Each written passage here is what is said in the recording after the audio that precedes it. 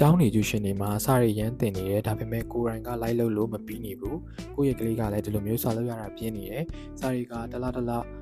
လာပတ်တီဖြေနေရတယ်ဒါပေမဲ့လည်းဘယ်တော့မှစာရီကလုပ်လို့မပြီးနေဘူးကျက်လို့ဖြေလို့မပြီးနေဘူးဆိုလို့ရှိရင်တော့ဒါတခုတည်းတော့လိုအပ်နေတာကတော့အနီးကလမ်းတွေပြသပေးနိုင်မယ်ခိုင်ဆရာမလေးလိုနေတာဖြစ်ပါတယ်ဆိုတော့အဓိကကကိုရိုင်းက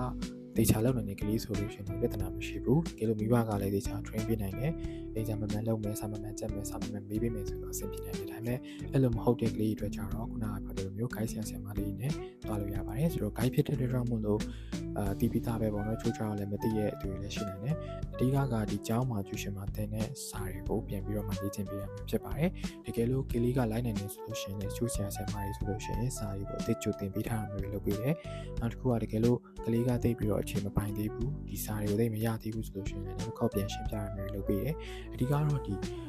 ဒီဆောင်းဝင်ပြရမယ့် exam date ပေါ့နော်ဒီ date ပေါ်မူတည်ပြီးတော့ timetable တွေ